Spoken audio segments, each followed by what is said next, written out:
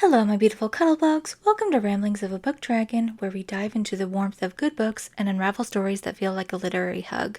I'm Allie, your host, and I'm thrilled to embark on another cozy adventure with you. So grab a cup of your favorite beverage, snuggle into your cozy reading nook, and let's begin. But before we do, please feel free to like, comment, and subscribe so that you won't miss a single podcast episode. I really value your feedback and book recommendations. Now let's begin with today's episode. Now, today is not going to be a book recommendation video. It's actually going to be about Epic the Musical, where we have the next Saga release of the Wisdom Saga, which includes the songs Legendary, Little Wolf, Will Be Fine, Love in Paradise, and God Games. Listening to the songs a few times now, I keep on getting more little details to add into this review and kind of overview of what happens in each of the songs. I'm sure upon further listens, I'll continue to think of more things I should have added in later. But for right now, it was just fun listening to them, and I just wanted to kind of give overviews and my thoughts on the songs and just more fun rambling. So this is going to be chock full of spoilers, so please listen at your own discretion if you haven't listened to the songs already. But let's begin. We skip forward 7 years after Thunderbringer, and we get to meet Telemachus, who is just so cute kid at the age of 20. He's been listening to the story of his father Odysseus for 20 years now and has just been having to deal with 108 suitors that have been sniffing around his mother Penelope. You can tell that he's very proud of her because she's standing tall and strong and really holding them off. So while he doesn't have a father, he doesn't know really, like, all that he has is the legend of Odysseus going off to war for 20 years. And then who knows if he's even still alive. Like, he just knows these stories. This is all that he has. He wants to know the man behind the myth, the legend. And so he just sees his mother. And that's great that he has a strong maternal figure, his mother. And right now he's kind of just like, is my father even still alive? Is he still around? And there's all these men that are in my home who's making our lives miserable as they stuff their faces in our house. And he's just probably also feels that he can't possibly fill the shoes of the man because of the legend. Like, it's just a crazy situation for him. And he just wants to know who he is. And it's all just a very lovely, sweet, happy song until, unfortunately, the suitors barge in and Antinous had to open his big fat mouth and call Penelope a tramp. Bad dude. Like, you've been trying to, like, and I get it. You've been trying to marry this woman for 20 years. Or who knows when they actually officially started coming around. Definitely long enough that now they're starting to get sick and tired of waiting. Their patience is growing thin. They want her to just pick a man. Odysseus is not coming back. He's probably dead. She should pick a new king.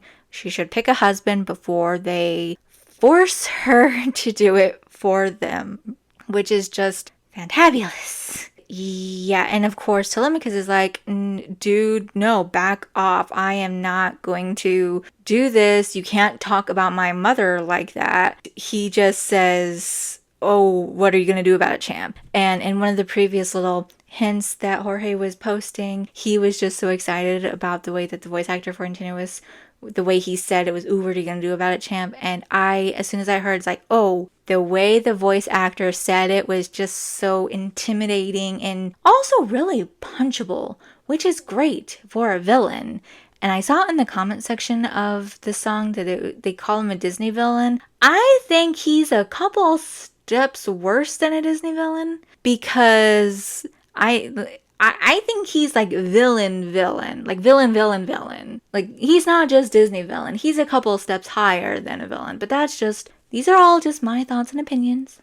That's all. He is just really pushing Telemachus around, and there's all the 108 other suitors that are watching and like, oh, what are you gonna do about it? Are you gonna fight me? And that's what leads us straight into Little Wolf, which honestly is the song that I was most excited about because he would post clips of the songs before, and Little Wolf just scratches my brain in just the right way. I don't know what it is about it, but just the way he says the song, what says the words, the way that the words are, and just that's just really the whole 98% of the musical so far. a lot of the words and the music and just everything just flowing together so nicely, it just scratches the brain in just the right way, I think. And with Little Wolf, and this was the song that I was most excited about listening to. And to just hear the whole thing in its entirety, and the voice actor for Antinous, and I know I'm probably mispronouncing it as always, he is just so intimidating and just so mean sounding. It's not...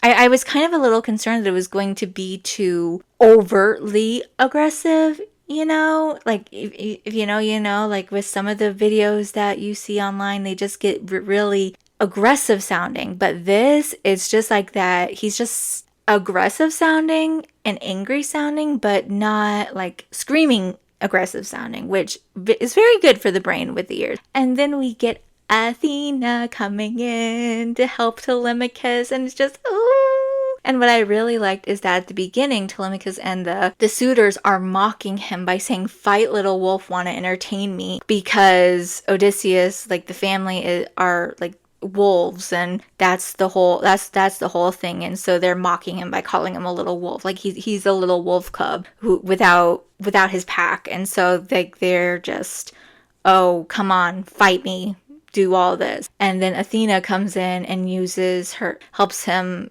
It's like, "Oh, well, I'm using my mind quick thing, and I'm going to help you fight him, and I can do this and help you with this situation." And he's like, "What's going on? Who are you?" But okay, like, this is really cool because I don't know how to fight, because there was no man in his life to teach him how to fight. And of course, none of the suitors thought it in their brains to actually try to be a father figure to him. They were all just focusing on trying to get into Penelope's bed, as one does. Naturally, because why would they think of doing anything with the boy? Why would they do that? That would just make too much sense. But just the fact that, the whole song just scratched my brain in just the right way, especially when Athena came in and was just saying, "Yes, I'm going to teach you, I'm going to help you do this, I'm going to help you." And then she took the mocking of "Fight, little wolf," and she made it into the actual positive of, yes, fight them. If you're going down, you're taking them down with you. You can do this. Oh, it's so good. On an aside, I just found it really funny that throughout this musical, with Odysseus and all, they're all called wolves. And with a previous review that I did, and completely on a random note, called The Wolf Den by Elodie Harper, the women in the Wolf Den, they are prostitutes, and as a slur against them, they're called she-wolves. And that's considered a slur, a negative. But in the Odyssey and in Epic the Musical, they're called wolves. The men are wolves, and this is fantastic. This is amazing. I mean, of course, Telemachus is called a little wolf as a mocking, like this isn't great for him. But of course, like Athena, she's helping him, like, "Hey, you're a little wolf, you're gonna take him down with you." It's just a little funny thing that was in my head. And then, like, of course, it's just something that I really like about this musical is the fact that there are all these little phrases and words. Poseidon was mocking him by saying, "Guess the pack of wolves is swimming with the sharks now." I saw this in a comment in one of the videos. I know, of course, Antinous would love to think of himself as a shark, but obviously he's just a puppy. He is a dog, and the wolves are going to take the dogs down, which we love. We love it so much. But yeah, it's just really interesting, all these different animal terminologies, and thinking about it in this way. It would just be interesting if there are any other...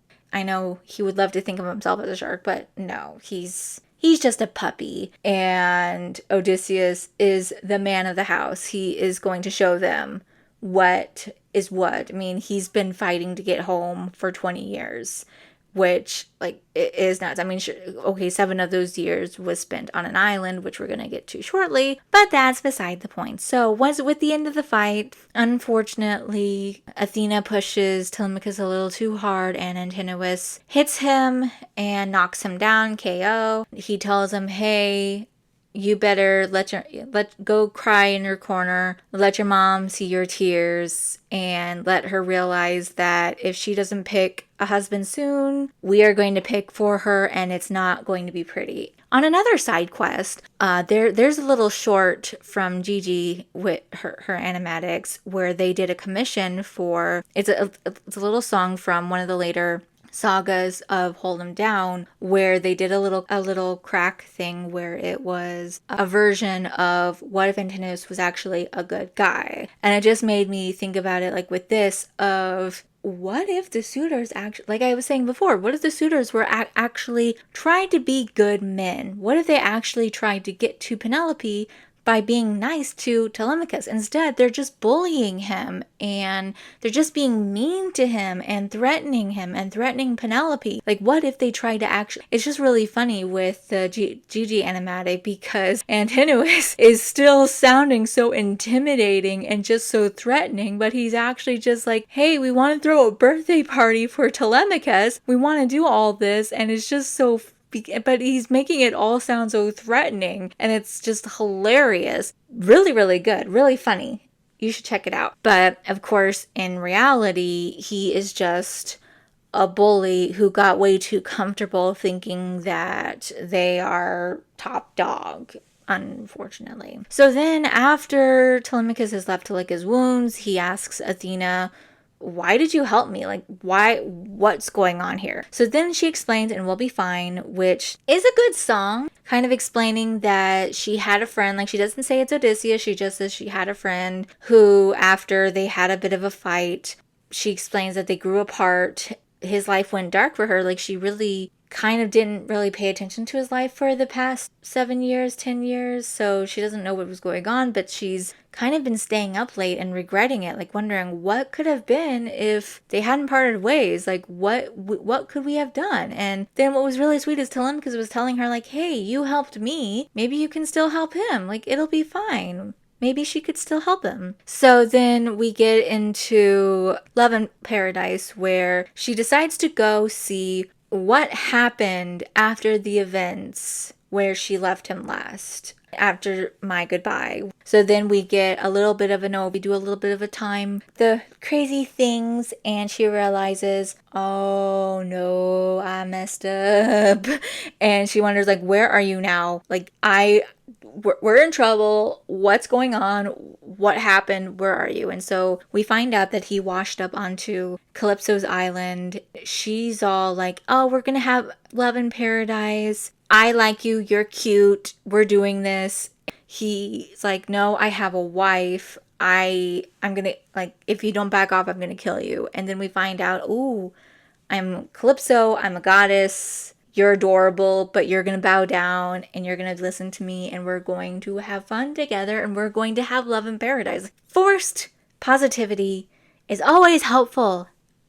I say sarcastically. We don't know exactly what all happens in the 7 years with everything, but we kind of learn through this, and it sounds like this is kind of all through Athena's perspective, but we learn that he is still very much traumatized by everything that's happened, because he continues to say, like, all I hear are screams. He is still having to face those demons, and she's trying to she doesn't really have any empathy for any of this. She's just like, oh, well, we can have love in paradise. Forget about all of that. We can have love. We can do all this. We can have fun. There's even a moment where he's at a cliff, and she's like, back up, back off. Don't do that, Odie. Back up from the cliff. Again, Jorge loves to rip our hearts out and stomp on it by having, again, Polites in the background singing about open arms and just all of the different things that have been going on. We just get all of the stuff in his head, and Calypso singing in the background about love in paradise, and finally he just yelled out Athena, and she realizes, I need to help him get out of there because he can't leave this island because it's an island that's unknown unless she lets him in. So Athena can't go in and get him out. She has to go to Mount Olympus, basically try to convince Zeus to provide intervention and get Odysseus out. out, which then gets us into the god games. Of course, because Odysseus is still on Zeus's shit list, he decides to make Athena's request for divine intervention into a game where Athena has to convince several gods to agree to release him, and if she's able to do that, then he will release him. They are Apollo, Hephaestus, Aphrodite, Ares, Hera, and of course Zeus. And I just love the way the voice actor for Zeus does all this. Again, with all the intimidation factors, because he's Zeus, of course, he has to be very intimidating. And you definitely see the video game aspect of this musical here. I also saw it in Little Wolf, but really mainly in God games, because there's level ups each time, with Apollo being the easiest and Zeus being the end final boss. And so each god kind of says, well, Odysseus did this thing that is not good. Explain yourself. Explain why we should let him leave when he did this bad thing. And so Athena's like, well, he did this because of this, and if you let him go, he's going to do this. And each one is a little harder to convince. But what I especially loved is that with Hera, he's like, the convincing was he never cheated on his wife. So she's like, oh yeah, fine, release him. Which is just like, oh, I love it. But then, of course, Zeus is pissed that she managed to get past everyone. And I imagine probably also the fact that she managed to convince Hera to release by saying that he never cheated on his wife. He's just pissed off. It sounded like he was almost going to basically kill Athena, he just gets very growly and raspy, and just it's very scary to listen to, of course. Even Ares is like, is Athena dead? Like, what's going on? She manages to survive. She's like, release him, do this. And so then, of course, it's the end of the saga, so then we have to wait for the next saga. But overall, I really liked it, and I really liked it. It was just so much fun. It was so good, so can't wait. And everything is just so wonderful as well. I mean, there's always going to be a song that is the least favorite of the list, but even the least favorite, and that's what I really like about this musical, is that everything is tight. There are musicals where there's songs where it's like, did we really need this? Is this really necessary? But so far, at least in my humble opinion, as someone who is a fan, clearly, since I am making a review, obsessed a little, just a smidge, I think all the songs fit really well. They're really tight. It all makes sense and fits really well together, and all the music, it's all very nicely well done together. Thank you for being here for my rambles, as always. And again, please like, comment, and subscribe. So please feel free to go listen to the Saga musical, and I will see you cuddlebugs next time. Talk to you next time. Goodbye.